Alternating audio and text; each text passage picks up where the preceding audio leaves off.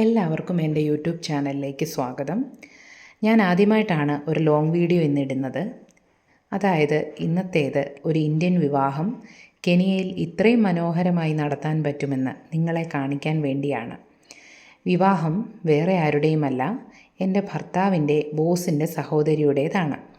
ഇക്കഴിഞ്ഞ സൺഡേ ആയിരുന്നു വിവാഹം, അതായത് ജനുവരി 25 ഇവിടുത്തെ തന്നെ ഏറ്റവും മികച്ച സ്കൂളുകളിലൊന്നായ സമാജിൽ വെച്ചായിരുന്നു വിവാഹത്തിൻ്റെ ചടങ്ങുകൾ നടത്തിയത്. വിവാഹം എന്ന് പറഞ്ഞാൽ ഗുജറാത്തി കമ്മ്യൂണിറ്റിയിൽപ്പെട്ട പട്ടേൽ വിഭാഗക്കാരുടേതായിരുന്നു. ഞങ്ങൾ രാവിലെ ഏകദേശം ഒരു 10 മണിയോട് കൂടിയാണ് വിവാഹ സ്ഥലത്തേക്ക് എത്തിയത്. കാരണം 9 മണി മുതലാണ് വിവാഹം തുടങ്ങുന്നത് എന്ന് പറഞ്ഞെങ്കിലും ഞങ്ങൾ വളരെ നേരത്തെ എഴുന്നേറ്റത് കൊണ്ടും സൺഡേ ആയതുകൊണ്ടും ഏകദേശം 10 മണിയോടടുത്താണ് ഞങ്ങളവിടെ ചെന്നത്. ഞാനും എൻ്റെ ഭർത്താവും കുഞ്ഞും അദ്ദേഹത്തിൻ്റെ കൂടെ വർക്ക് ചെയ്യുന്ന മറ്റൊരു സുഹൃത്തും കൂടി ഉണ്ടായിരുന്നു വിവാഹത്തിന് പോകാൻ. ഞങ്ങൾ രാവിലെ ഒന്നും കഴിക്കാതെ തന്നെ എത്തിയത് കൊണ്ട് നല്ല വിശപ്പുണ്ടായിരുന്നു. അവിടെയെല്ലാം ഒന്ന് ചുറ്റിക്കണ്ടതിന് ശേഷം പെട്ടെന്ന് തന്നെ ഫുഡ് കഴിക്കണം എന്ന ആഗ്രഹത്തോടു കൂടി ഞങ്ങൾ ആ സ്ഥലം തേടി നടന്നു. ബ്രേക്ക്ഫാസ്റ്റിനുള്ള പ്ലേറ്റും ബൗളും സ്പൂണും ഒക്കെ എടുത്ത് ക്യൂവിൽ നിന്ന് എന്നെ അതിശയിപ്പിച്ച ആദ്യത്തെ ഐറ്റമായിരുന്നു ജിലേബി. രാവിലെ തന്നെ ജിലേബിയോ? എന്തായാലും 2 എടുത്ത് പ്ലേറ്റിലിട്ടു. അതിനുശേഷം നോക്കിയപ്പോൾ ബേസൻ കൊണ്ടുള്ള ഒരു ചിപ്സ്, അതും വാരി കുറച്ച് പ്ലേറ്റിലേക്കിട്ടു. അപ്പോൾ നോക്കിയപ്പോൾ ഉപ്പ് പുരട്ടിയ കുറച്ച് പച്ചമുളക്, അതിലൊരെണ്ണം എടുത്തു. എന്തിനാ കുറയ്ക്കുന്നതല്ലേ. നോക്കിയപ്പോൾ ഒരു ബേസനിൽ കുറച്ച് ക്യാബേജും ക്യാരറ്റും കൊണ്ടുള്ള തോരൻ പോലെ ഒരു ഐറ്റം, അതും കുറച്ചെടുത്തു. പിന്നെ നോക്കിയപ്പോൾ ഇഡ്ഡലി ഉണ്ടായിരുന്നു. ഞാനൊരു 3 ഇഡ്ഡലി എൻ്റെ പ്ലേറ്റിലേക്കിട്ടു. നല്ല വിശപ്പുണ്ടായിരുന്നു രാവിലെ. പിന്നെ നോക്കിയപ്പോൾ ചട്നിയുണ്ട്, സാമ്പാറും ഉണ്ട്. എന്തിനാ കുറയ്ക്കുന്നതെന്ന് വിചാരിച്ച് 2ഉം ഓരോ തവി വീതം എൻ്റെ ബൗളുകളിലേക്ക് ഞാൻ ഒഴിച്ചു. വളരെ നല്ല ബ്രേക്ക്ഫാസ്റ്റ് ആയിരുന്നു കേട്ടോ. പിന്നെ ഞാൻ നടന്നു ചെന്നത് ഓഡിറ്റോറിയത്തിലേക്കായിരുന്നു. വിവാഹപ്പന്തലും കാര്യങ്ങളുമൊക്കെ അറേഞ്ച്മെൻറ്റ്സ് വളരെ നന്നായിട്ട് തന്നെ ചെയ്തിട്ടുണ്ടായിരുന്നു. വലതുഭാഗത്തായിരുന്നു ലഞ്ച് കഴിക്കാനുള്ള അറേഞ്ച്മെൻറ്റ്സ് ചെയ്തിരുന്നത്.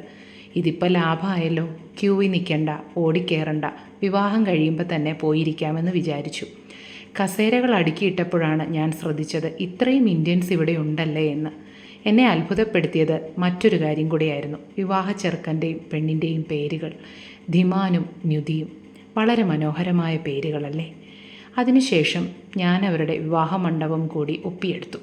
അപ്പോഴേക്കും ശബ്ദങ്ങൾ ഉയർന്നു.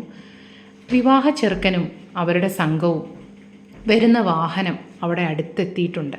അതിൻ്റെ ബഹളങ്ങളാണ് ഇതൊക്കെ. എന്നെ അത്ഭുതപ്പെടുത്തിയത് ഇവരുടെ വിവാഹ ചടങ്ങുകളും സന്തോഷങ്ങളും ശബ്ദ കോലാഹലങ്ങളുമൊക്കെയാണ് കേട്ടോ.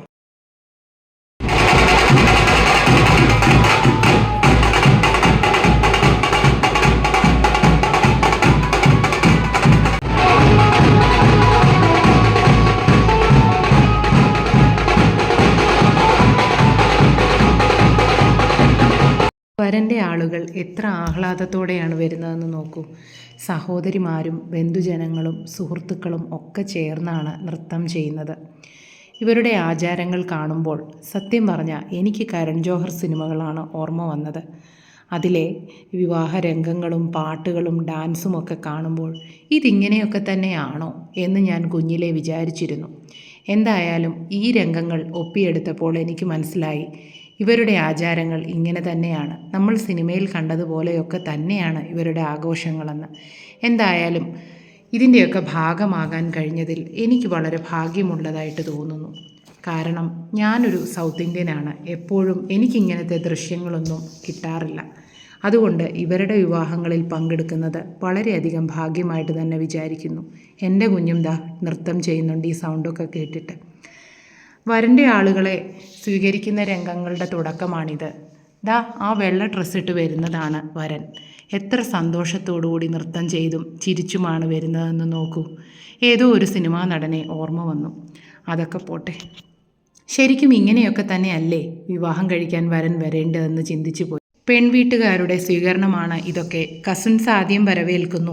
അവരെന്തോ കുടം പോലൊരു സാധനം തലയിൽ വെച്ചിട്ടാണ് വരനെ ആദ്യം സ്വീകരിച്ചത്. എന്തോ മധുരവും വായിൽ കൊടുക്കുന്നുണ്ടായിരുന്നു. അതിനുശേഷമാണ് പെൺകുട്ടിയുടെ സഹോദരന്മാരുടെ വരവേൽപ്പ്. പെൺകുട്ടിക്ക് 2 സഹോദരന്മാരുണ്ട്.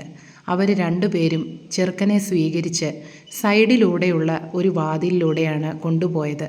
തുടക്കത്തിൽ തന്നെ പ്രധാന വാതിൽ അവർ ഉപയോഗിച്ചില്ല. അതെന്തിനാണെന്ന് എനിക്ക് പിന്നീടാണ് മനസ്സിലായത്. കല്യാണ ചെറുക്കനെ സ്വീകരിച്ച് സൈഡിലുള്ള വാതിൽ വഴി കൊണ്ടുപോയി അവരുടെ ബന്ധുക്കാരോടൊപ്പം ഇരുത്തി. ശേഷം ആ മൂത്ത സഹോദരൻ്റെ ഭാര്യയാണ് ആദ്യം മധുരവും പാനീയവും നൽകിയത്. അപ്പോഴേക്കും ഓഡിറ്റോറിയത്തിലേക്ക് ഞാനൊന്ന് ശ്രദ്ധിച്ചു. ഓഡിറ്റോറിയം നിറയെ ആളുകൾ ഇരിപ്പുണ്ടായിരുന്നു. മുമ്പ് കണ്ടതിനേക്കാൾ കൂടുതൽ ആളുകൾ ഉള്ളതായിട്ട് എനിക്കിപ്പോൾ തോന്നുന്നു. വീണ്ടും വരനെ സ്വീകരിക്കുന്ന രംഗത്തിലേക്കാണ് പോകുന്നത്. ഇത്തവണ പ്രധാന ഡോറ് വഴിയാണ് സ്വീകരണം. അതുകൊണ്ടാണ് ആദ്യം സൈഡിലെ ഡോറ് വഴി കൊണ്ടുപോയത് എന്നെനിക്ക് മനസ്സിലായി. പെൺകുട്ടിയുടെ അമ്മയാണ് ചടങ്ങുകൾ ചെയ്യുന്നത്. വളരെ വ്യത്യസ്തമായ ആചാരങ്ങൾ അല്ലേ? എനിക്കും അങ്ങനെ തന്നെയാണ് തോന്നിയത്. ആദ്യം കസിൻസ്, പിന്നെ ബ്രദേഴ്സ്, ഇപ്പോൾ അമ്മയുടെ സ്വീകരണമാണ്. ഈ സ്വീകരണങ്ങളൊക്കെ കഴിഞ്ഞതിനു ശേഷമാണ് പെൺകുട്ടിയുടെ അച്ഛൻ വരുന്നത്. പെൺകുട്ടിയുടെ അച്ഛനും അമ്മയും കൂടിയാണ് മണ്ഡപത്തിലേക്ക് പയ്യനെ ആനയിക്കുന്നത്. ആ രംഗങ്ങൾ കൂടി നമുക്കൊന്ന് കണ്ടാലോ?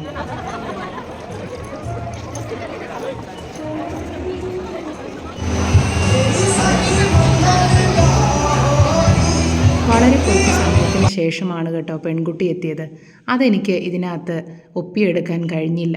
ഞാൻ അപ്പുറത്തായിരുന്നു, അതായത് എൻ്റെ കുഞ്ഞിൻ്റെ കൂടെ ആയിരുന്നതുകൊണ്ട് എനിക്കെടുക്കാൻ പറ്റിയില്ല. പെൺകുട്ടിയുടെ വസ്ത്രവും പയ്യൻ്റെ വസ്ത്രവും വളരെ മനോഹരമായിട്ടുണ്ടായിരുന്നു. രണ്ടുപേരുടെയും വസ്ത്രം കണ്ടപ്പോൾ എനിക്ക് ഒരുപാട് സന്തോഷം തോന്നി. കാരണം നല്ല കോമ്പിനേഷനായിട്ടാണ് തോന്നിയത്. വിവാഹ ചടങ്ങുകൾ ലളിതമായിട്ടാണ് കേട്ടോ എനിക്ക് തോന്നിയത്. 3 റൗണ്ട് അവർ അഗ്നിക്ക് ചുറ്റും കറങ്ങുന്നുണ്ടായിരുന്നു. രണ്ടുപേരുടെയും മുഖത്തെ സന്തോഷം കണ്ടപ്പോൾ മനസ്സുകൊണ്ട് ഞാനും സന്തോഷിക്കുകയും അവർക്ക് ആശംസകളും അനുഗ്രഹങ്ങളും നേരുകയും ചെയ്തു. ഇനിയും മുന്നോട്ടും ഈ ചിരി ഉണ്ടാവട്ടെ എന്ന് പ്രാർത്ഥിച്ചു. ഓരോ തവണ അവർ വലം വെച്ച് വന്നിരിക്കുമ്പോഴും ലതാ മങ്കേഷ്കർ പാടിയതാണെന്ന് തോന്നുന്നു. വളരെ മനോഹരമായ ഒരു ഗാനം അവിടെ പ്ലേ ചെയ്യുന്നുണ്ട്. ഞാനതിവിടെ കേൾക്കാം.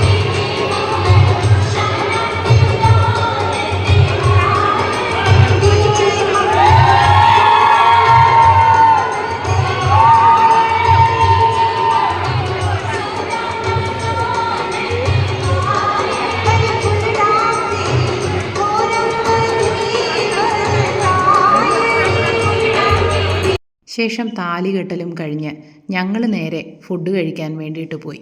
നല്ല വിശപ്പുണ്ടായിരുന്നു. ഫുഡിന് ശേഷം കുറച്ച് നേരം കൂടി ആ ഒരു സ്കൂളിൻ്റെ അങ്കണത്തിലിരുന്നു. കാരണം അത്രയും നല്ലൊരു ആംബിയൻസ് ആയിരുന്നു ആ സ്കൂളിന് ചുറ്റുമുണ്ടായിരുന്നത്. വണ്ടി ബുക്ക് ചെയ്തതിന് ശേഷം കുറച്ച് നേരം കൂടെ കാത്തിരിക്കണമായിരുന്നു അത് എത്തിപ്പെടാൻ വേണ്ടി. എന്തായാലും മനോഹരമായിട്ടുള്ളൊരു സൺഡേ ആയിരുന്നു അത്. എല്ലാവർക്കും വീഡിയോ ഇഷ്ടപ്പെട്ടെങ്കിൽ സബ്സ്ക്രൈബ് ചെയ്യണം, സപ്പോർട്ട് ചെയ്യണം, ലൈക്ക് ചെയ്യണം.